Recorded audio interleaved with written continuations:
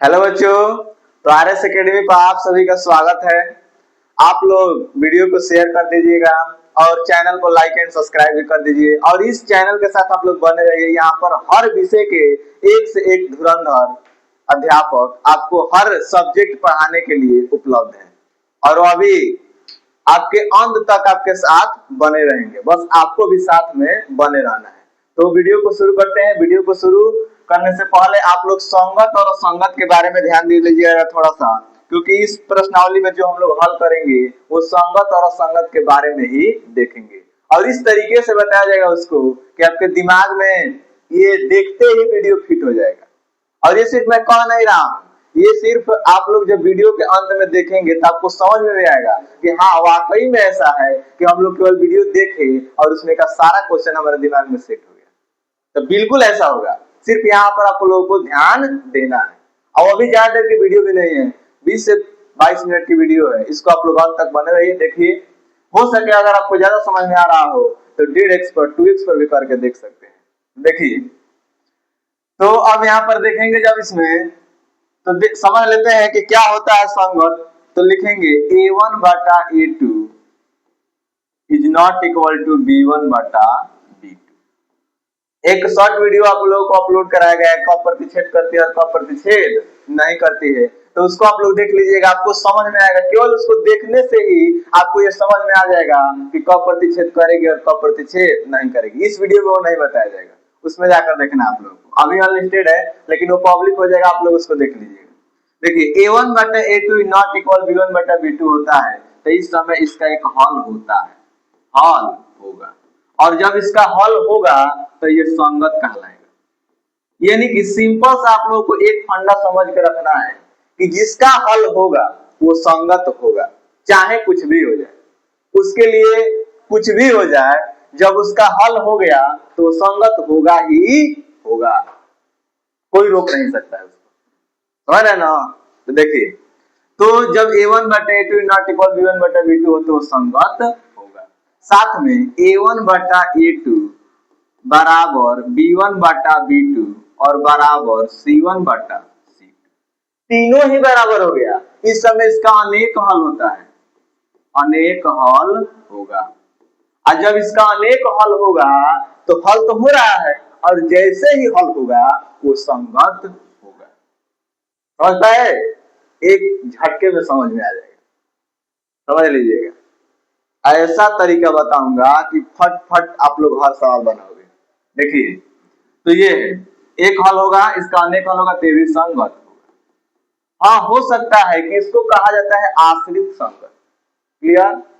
तीसरा इसमें है कि a1 बटा a2 बराबर b1 बटा b2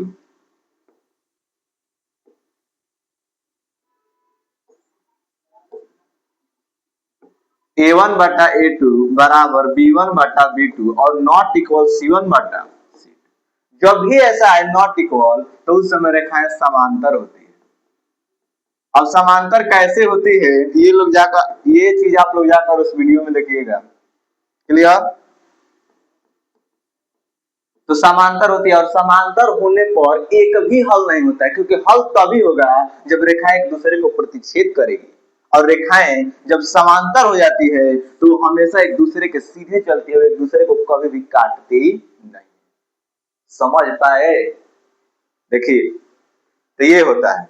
तो समांतर होगी तभी, तो इसलिए यहाँ पर कहेंगे कि जब समांतर हो गई तो उसका एक भी हल नहीं होगा। और जब एक भी हल हुआ ही नहीं तो समझिए कि वह असंगत, असंगत। तो ये तीन चीजें अगर आप समझ गए तो इसमें का सारा सवाल ऐसे उड़ाओगे। समझ लीजिए। तो देखिए, अब तीनों सवाल पर हम लोग चलते हैं।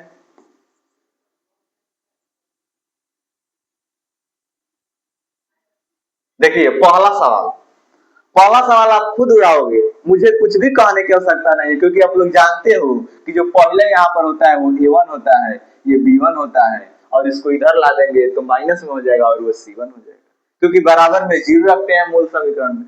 मूल समीकरण आप लोग जानते हो कि यहाँ पर कहोगे तो यहाँ पर लिख दिया जा रहा है, चाहे इधर देख लीजिए, इधर आवश्यकता नहीं है तो लिख सकते हैं a1x plus b1y plus c1 बराबर में 0, a2x plus b2y plus c2 बराबर में 0।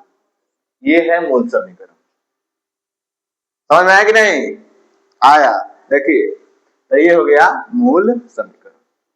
जब ये मूल समीकरण हो गया तो इसी से हम लोग तुलना कर लेते हैं। हमेशा दो समीकरण देगा। लिखिए a1 बराबर 3, b1 बराबर 2 और c1 बराबर -5, क्योंकि 5 इधर प्लस में इधर आएगा तो माइनस में, इधर वाला ही मान लिया जाता है।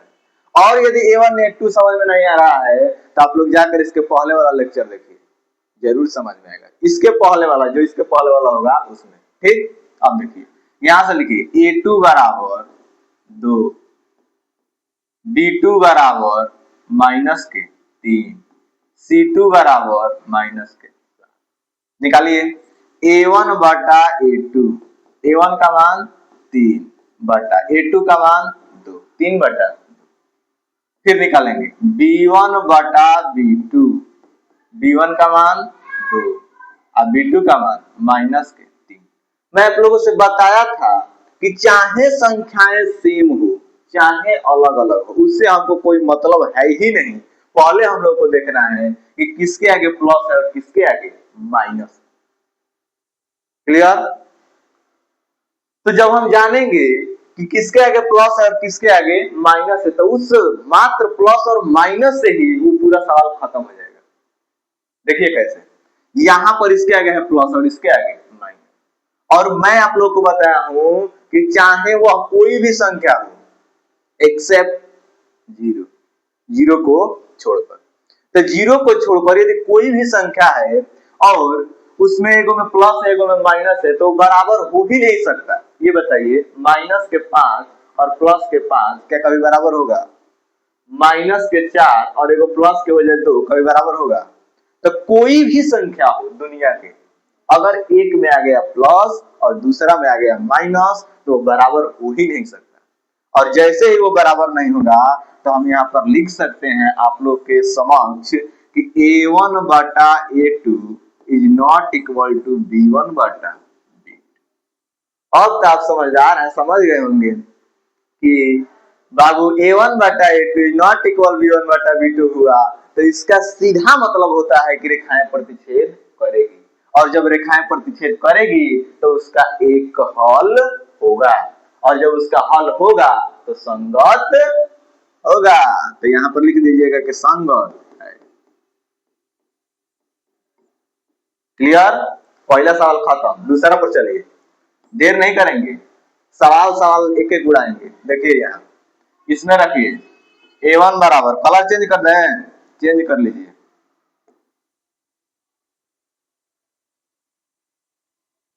चलिए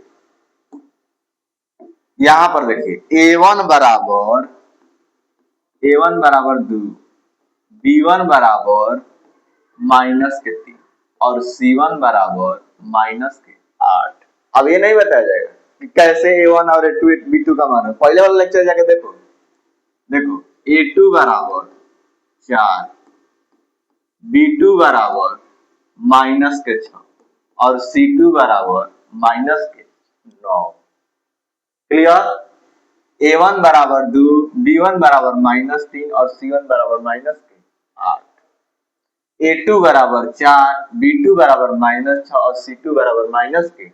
निकालिए a1 बटा a2 बराबर 2 बटा 4। मैंने आपको पहले से ही बताते आ रहा हूं, जिस दिन से दो चर रैखिक समीकरण शुरू किया है और उसमें का एक एक जब कॉन्सेप्ट बता रहे हैं तो उसी में बताते हैं हमेशा कि भिन्न को हमेशा सरल रूप में लिखकर चला जाता है। ठीक है? तो देखिए भिन्न को सरल रूप में लिखना है। क्या किस रूप में लिखना है? सरल रूप में।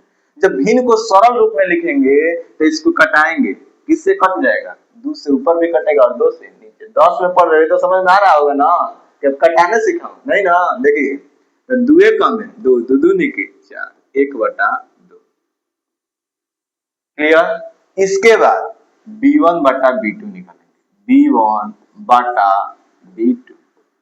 B1 का मान देखिए क्या दिया है, B1 माइनस के 3 और B2 का मान देखिए क्या दिया है, माइनस के 6। ये तो देखिए रहे कि माइनस से माइनस कट जाएगा और ये 3 दूनी 6। दूसरे कलर से कटाते हैं, 3 कम 3, 3 दूनी, यानी कि आपके पास जो मान आया वो आ गया 1/2। दोनों बराबर आ गया जी, A1 बटा A2 बराबर B1 बटा B2। जब दोनों ही बराबर आ जाए तो हम लोग आगे बढ़ेंगे और आगे बढ़कर निकालेंगे C1 बटा C2। तो देखिए निकालते हैं C1 बटा C2। C1 का मान माइनस के 8 और C2 का मान माइनस के 9। माइनस से माइनस तो कट जाएगा, ये तो दिखाई दे रहा है, माइनस से माइनस कट जाएगा, लेकिन 8/9 अब नहीं कटेगा। यानी कि आप देख पा रहे हैं कि A1 बटा A2 बराबर B1 बटा B2 तो है, लेकिन C1 बटा C2 उसके बराबर नहीं। और जब भी ऐसा होता है कि A1 बटा A2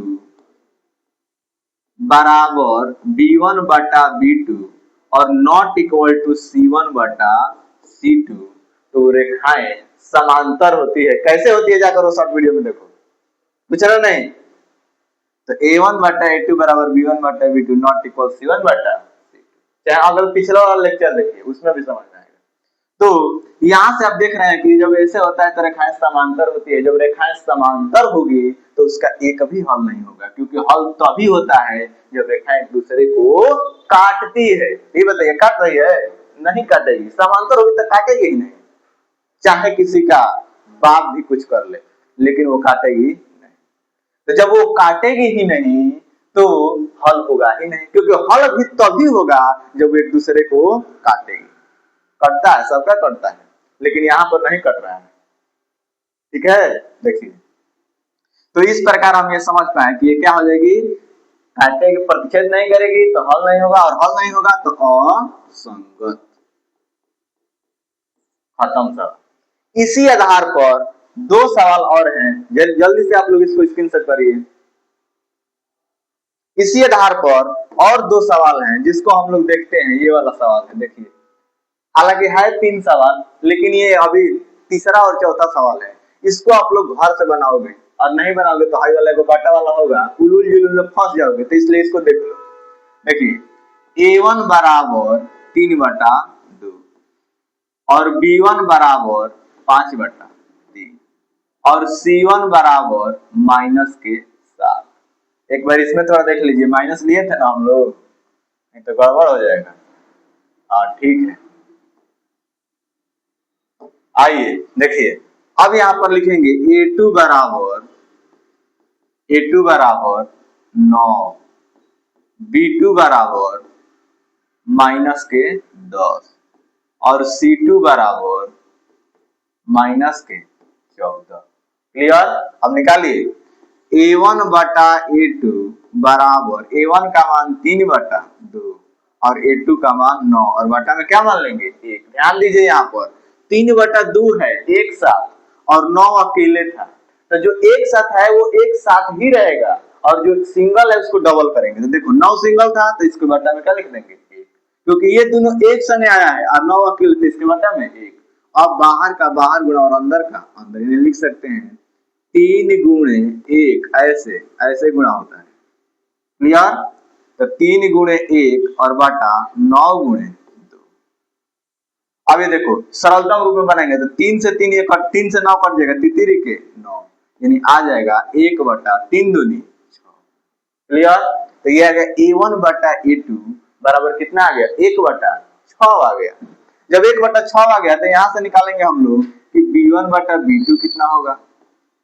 देखिए तो B1 का मान दिया है 5/3 और B2 का मान कितना दिया है जी, माइनस के 10। आप लोग को अभी बताए थे कि जो सिंगल रहेगा उसके बटा में 1 मानेंगे, तो किसके बटा में 1 मानेंगे 10 के बटा।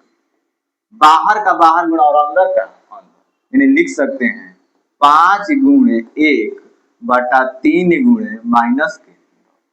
आप लोग देख सकते हैं कि 5 से ये 10 कट जाएगा ना, 5 दूनी 10 माइनस के, यानी आ गया माइनस के 1/3 दूनी 6।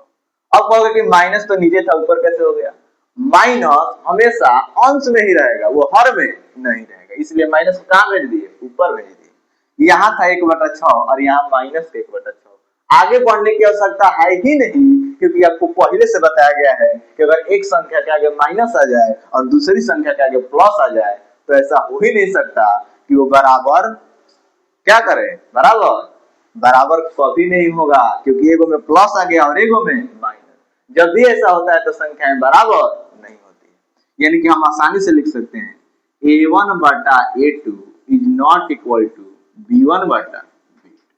जब भी ऐसा होगा कि a1 बटा a2 is not equal b1 बटा b2 तो रेखाएं प्रतिच्छेद करेगी, और जब प्रतिच्छेद करेगी तो उसका हल होगा, और जब उसका हल होगा तो वो संगत भी होगा। क्लियर? तो दो सवाल आप लोग को HW में रहेंगे, एक ये वाला सवाल, ठीक, चौथा, और एक सवाल रहेगा पांचवा। देख लीजिए इसको, बाटा वाला है, बाटा वाला बता दिया गया कैसे हल करना है। आई होप ये वीडियो आपको बहुत अच्छा लगा होगा। तेरी और भी ऐसा आप वीडियो चाहते हैं तो जिस विषय में आपको कमजोरी है, जिस सूत्र पर आपको कमजोरी है, सूत्र हमें याद नहीं हो रहा है, कोई याद करने का तरीका बता दीजिए, तो उस सूत्र के याद करने का तरीका भी यहाँ पर बताया जाएगा और उसके लिए शॉर्ट वीडियो अपलोड किया जा रहा है। क्लियर? तो आप लोग इस चैनल को सब्सक्राइब कर लीजिएगा, और साथ में यदि कोई भी समस्या हो पढ़ाई से रिलेटेड तो उसमें आप कमेंट में बता सकते हैं, उसका समाधान 100% होगा। तो आज के लिए इतना ही, जय हिंद।